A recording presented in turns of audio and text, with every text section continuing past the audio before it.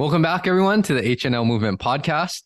Today is going to be a very interesting and fascinating episode. I'm very interested in this topic, and we're going to get all into the nitty-gritty of what this company does.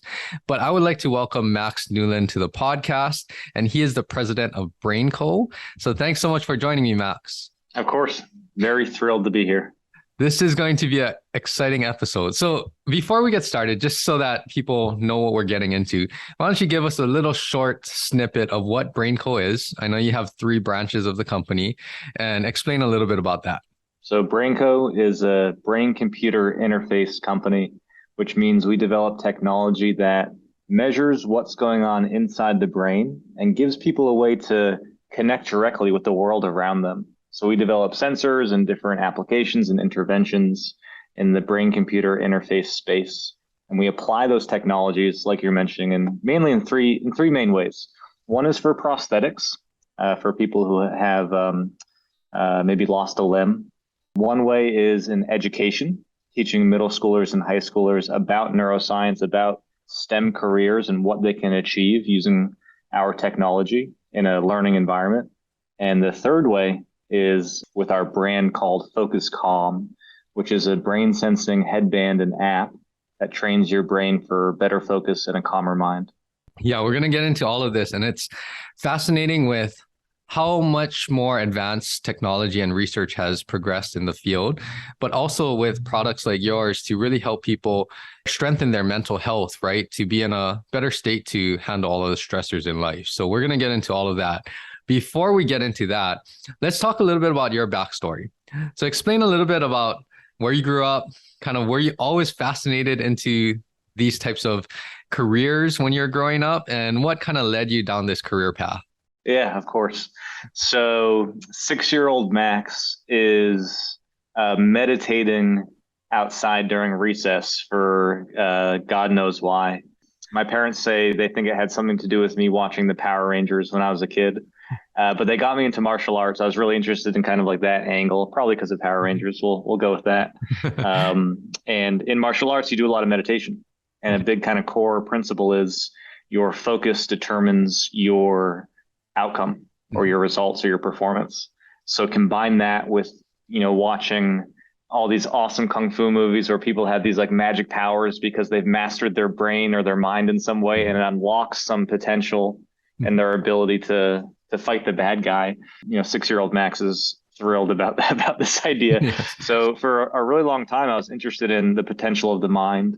Started studying psychology, and throughout my martial arts experience, started to dive deeper into the meditation side, the mental side. So started doing some meditation practices through high school, and ended up studying cognitive science for my undergrad and human development and psychology for my graduate school work. And in between there, worked in some fMRI research labs. So the fMRI is that big tube that you go in and you can scan the brain. Yes. And I helped do some research on how yoga and meditation affect the brain. So there was this like human potential angle, there was this neuroscience angle, there's this meditation angle. And I linked up with BrainCo about 6 years ago. And they were working on some early prototypes, and I saw the potential for what this could be. Yes. There's so many things that I want to dive into a little deeper. So when you started martial arts, was it a lot of different martial arts, or what martial arts did you primarily get interested in and start learning all of this meditation techniques? Yeah. So I did Kempo karate, and actually the lineage for my school was actually Hawaiian. It was Hawaiian, really Hawaiian influenced Kempo karate. And so I did that for about, 12 years. And then I also did some Southern praying mantis kung fu. Okay.